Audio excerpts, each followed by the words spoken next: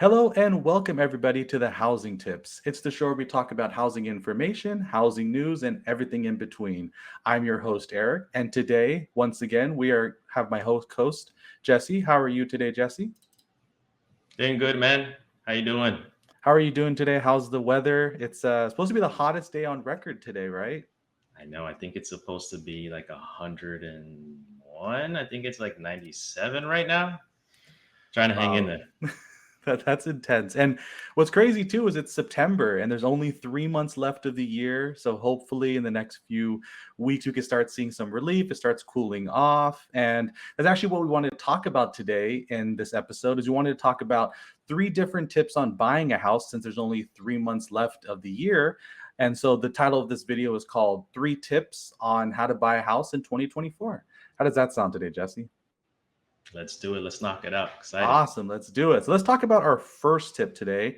And our first tip today that we want to talk about is make a budget. So, one of the first things that everyone should do when looking for a house, and one of the most important tips that I could always say to anyone from the consumer side of buying a house, is to definitely make a budget. And something that I did when I bought my first place is I actually wrote down everything that I spend expense wise throughout the week and throughout the month. And I added those all up. And then I looked and said, hey, here's how much I can spend on a house, and here's how much I can reasonably pay per month, and here's how much for the down payment. But there is a few things I know that Jesse wanted to go over are different issues that happens when you're making your budget and what you need to really think about when you're looking through it. And what are those things, Jesse? Yeah, making a budget is going to be super important. A lot of the times, people are just thinking about the down payment and how much I need to have saved, and I'll save that amount, and then I'll be ready to purchase a home. But I mean, you have to budget for more than just the down payment. You got to factor in closing costs. You got to factor in the appraisal. You got to factor in the home inspection, appliances. Your rent compared to your mortgage, with taxes, utilities, and then people also forget about the supplemental tax report. Like that comes in that bill, supplemental tax bill, and it's like a nice little surprise. And it's like, whoa, like that's a couple thousands. I didn't budget that. I use it all for the purchase. So good to budget so you won't have any surprises like down the line. No, definitely. And that's something that I noticed as well when I bought my place. That supplemental tax, it just really hits you extremely hard. You don't even notice it too, because there's not even a way which tells you and says, hey, you're going to be hit with this tax very soon. It pretty much happens all of a sudden. You just get a letter in the mail, or you get a letter through your escrow, and they say, hey, you owe us a couple $1,000s to make up for the taxes that the other person didn't pay for when you bought the house. And I agree 100%. That's actually something that I dealt with. I had to pay supplemental taxes and I was not prepared for it. That was a lot of money out of pocket. And then the second thing too, like exactly like you said, Jesse, is appliances. When I bought this place, I didn't have a washer dryer. I didn't have a fridge. So I actually had a mini fridge for a while, and I had everything crammed Perks. into a mini fridge. And it's a great learning experience that when you buy something, especially the biggest tip is definitely make a budget, and not just having the budget for the down payment, for closing costs, appraisals, but actually have a little bit of money saved up in case you need to fix something right away, or you have to buy something right away. For instance, I had to buy a fridge right away, and for some reason all the fridges that I was looking for do not fit my refrigerator spot. So I had to go to Best Buy, I had to go to Amazon, I had to go to different wholesalers. It wasn't as easy as just going to Lowe's or Home Depot and saying, hey, look, there's this fridge. It's perfect. It fits perfectly. It has the water maker, the ice maker. I had to do all these calculations and measurements because, of course, when you buy a place that's someone else's project or someone else's house, it has different sizes. And so the refrigerator that I bought had to be the really short one and kind of wide, but not your traditional fridge. But I'm definitely happy that I was able to save a little bit of money to also buy some furniture. So I'm not just sitting on lawn chairs inside the house, which is something I've definitely noticed. We'll put up a picture here about people that when they buy houses, sometimes all you have is just lawn chairs, and you're just sitting on plastic lawn chairs for a few weeks until those direct payments hit, those direct deposits hit, and then you can go to the next thing and start upgrading your house. Nothing wrong with that, man. I've been there with like lawn chairs and my carpet and just waiting for repairs to happen. But that's also something that you can also factor in, just like patience with time, certain projects that we'll do. Uh, but yeah, budgeting is going to be number key because when you're in escrow, you know, if you're needing to do the appraisal on a property and then later you cancel, you paid like $500 for the appraisal, you paid about maybe 650 for the inspection.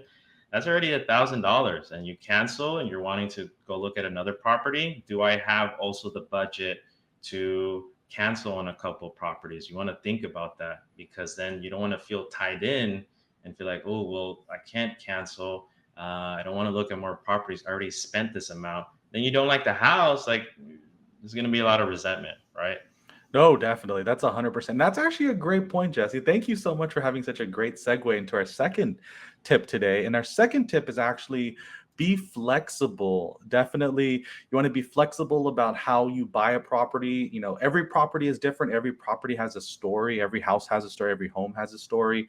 But definitely be flexible with what you're looking at. You know, sometimes that perfect looking house on top of the hill, it might be too expensive, you know, right off the bat for your first place. However, you know, you could buy something a little bit different, right, Jesse? Is that your thoughts on about the second idea of being flexible? Yeah, I mean, everyone has different preferences, what you're looking for. But if we're thinking about, okay, last quarter, rates dropped a little bit. There's that speculation that may drop a little bit more. We're gonna be seeing more competition. So you want to be flexible with your offer terms. You want to be, flexible in regards to the condition of the property too. Of course, like you'd want to move in. It's like a new build. It has like all the modern and like luxury items. Like, yeah. And that means there's going to be more competition. What looks nice to the eye. That's what stands out. That's what people are going to favorite, in their car. Those are the ones they're going to send to their agents. The one that a house that looks a little bit like needs some work, isn't updated. Those are the ones that get skipped. But you can find a beautiful property with like the right bones, and if you budget, it's something that you could get into that property for this year, and then plan for like these, you know, upcoming of like what projects you can do. So how you structure, how you're flexible. If it's shorter contingencies, you want to talk to your lender. Are we able to do that? How are we looking in regards to a faster close?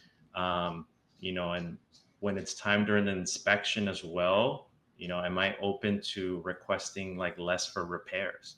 Sometimes we'll do the inspection and we'll see like, oh my God, it needs this, it needs that, it needs this.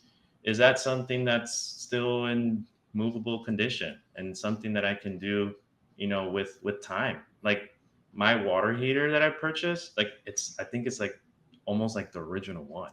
And I know Wow. that it will go out, but I have budgeted like the moment that it goes out, Yeah. we're ready to kind of do that. So Oh, definitely. And that makes total sense. I 100% agree. I think that when you buy a house, you know, sometimes the house isn't in good standing order because the previous owner was actually, you know, it needed some work. And so they're willing to sell the house at a discount. They're willing to, you know, bring down the cost or add repair contingencies into the purchase price of the house that when you purchase, you know, yeah, there's a little bit of fixes here and there. But I think one of the biggest things that people underestimate with buying a fixer upper, as they call it, is just repainting an area. You know, sometimes someone might look at the house and say, you know, there's holes, there's little nicks and scratches on the walls, but just adding a new paint of coat and just adding a new idea to how a living space will be can definitely add a lot to the area and allow something to be flexible. But before, you know, you could look at a location and say, there's no way I would ever live here. But then actually repainting it and adding a little bit of furniture, maybe some molding, which is relatively cheap on the home improvement list. Just adding those few things can lead to someone falling in love with the house and saying, hey, you know what? This will definitely be something that is going to be perfect for what I'm looking for. like the carpet, it was like older. It was the linoleum, like flooring, and just the flooring and paint. It makes a big difference. And then as you're going, like how you're decorating the property, right? You're gonna put your touches, your style, your finishes So it's going to make like a big difference. So flexibility, if we're thinking about, this last quarter of getting into a property, how you can budget. And as you're budgeting, you can have that conversation with your lender, right? They'll be able to break down in regards to the cost, your down payment, closing costs. And so you can start to factor in and set that plan. A lot of people, want to contact the lender when they feel they're ready. Hey, even if you have that thought that I want to purchase maybe in a year, in 2 years, or sooner, you can have that conversation with the lender now, and you can budget and set that plan. I've done that, with clients, and hey, okay, right now, and then what could be the plan that I do to get my credit score up? What might be some simple suggestions I can do? How can I, save a little bit more? And then following up with them, and then hey, you'd be surprised, 2 years, boom, they go quick. So that Oh, flexibility is definitely. going to be key. I mean, I've already been living in my condo for 2 years, and it literally goes by in a millisecond. I still remember the first day, and I remember the flooring was different. There was little nicks and scratches on the walls, and there's everything, and I was just so overwhelming of a feeling. But like you said, being flexible and being okay with the idea that hey, things need work. Even if you buy a new build, which we see on social media all the time, a lot of people that buy new builds, they think to themselves, hey, this is going to be perfect, new water heater, new stove, new this, new that. But a lot of the time I've noticed, especially looking at different properties before I purchased this one, is new builds, for some reason during the pandemic that were built, they took a lot of shortcuts, and those shortcuts add up. And then the second you sign those keys over and that house is yours, those shortcuts are now your problem. So, whether like cement issues or painting issues or door frame issues, or, simple things as drawers being, they're not pulling out correctly, stuff like that can definitely make it into a house being perfect right off the bat, or having to spend a little bit here, a little bit there, when if you could buy, a fixer upper or something smaller, or something that needs a little bit of work, that money was going to be added anyways, and then at least you have really good bones in the house. And I'm someone that strongly believes in buying an older house and fixing it up, because for some reason houses back then, they're just made different, just like cars back then are just made better than they are today, just like how houses are. Yeah, man. I mean, that's a really good tip. And I think, for people to, feel comfortable and open to that idea, because a lot, it's wanting the newest build, it looking nice, right?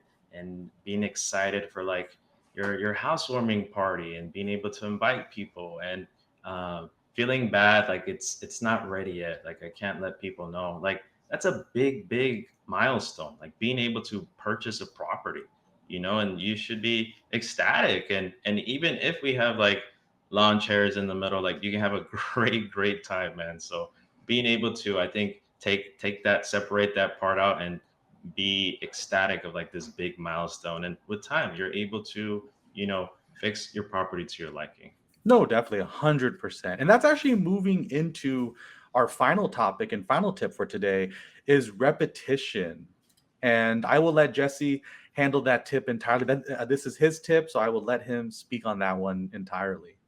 Yeah, I think, you know, looking for properties and getting offers in, it's a lot of work. And we see the part where buyers are, excited, thinking it's going to be, quick, or like purchasing a car, right? You go in, that's the car I want. They that same day, boom, write it up if they can make it happen, and you have your car. With properties, especially here in California, it's not like that sometimes. You need to do multiple offers. You need to see a lot of different properties. You need to see how it's structured. And then you're waiting to see, okay, what response, like what do we hear back? And something that can delay it is even overthinking your decision, right? But I understand that it's a lot to think about, okay, this area, this city, this house, the layout, is that something, and even pre-planning that beforehand so you can make that decision like right away.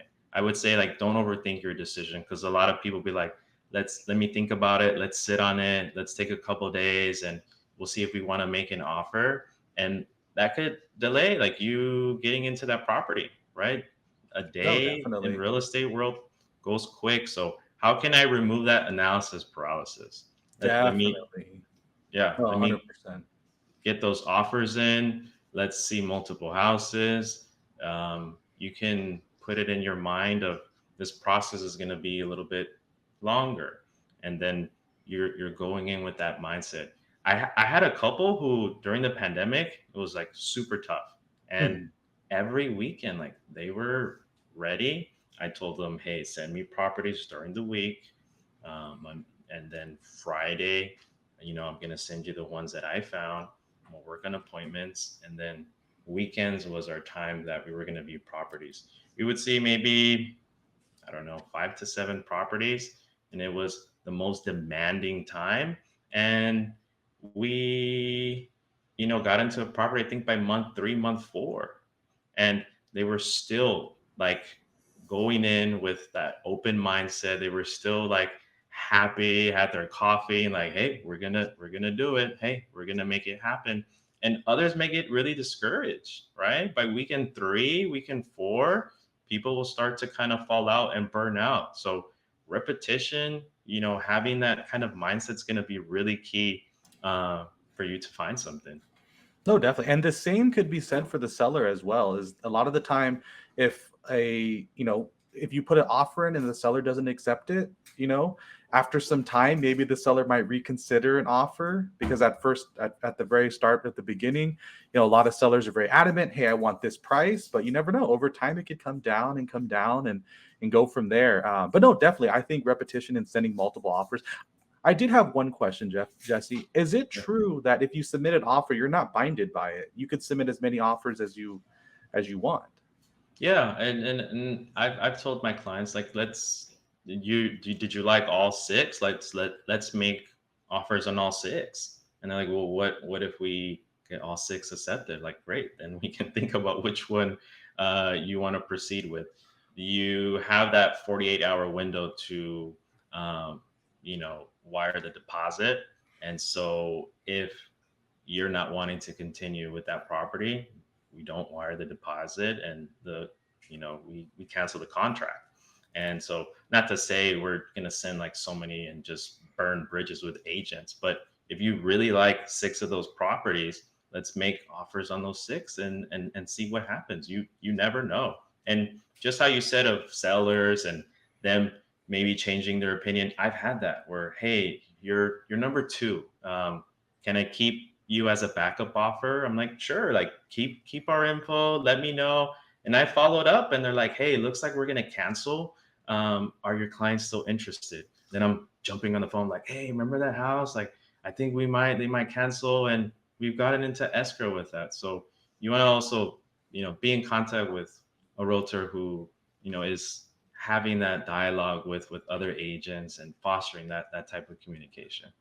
No, definitely. And that's honestly what I believe as well, is just repetition and adding yourself, be flexible, and also make a budget as the three main tips for purchasing a house in 2024 with only 3 months left. Is there any other closing ideas or topics you want to talk about, Jesse, before we wrap up this video? Because I believe that all three of those tips are more than helpful for anyone trying to find a house right now, especially in this market, especially before the year ends with the holidays coming up. But is there anything else you want to cap everything off at?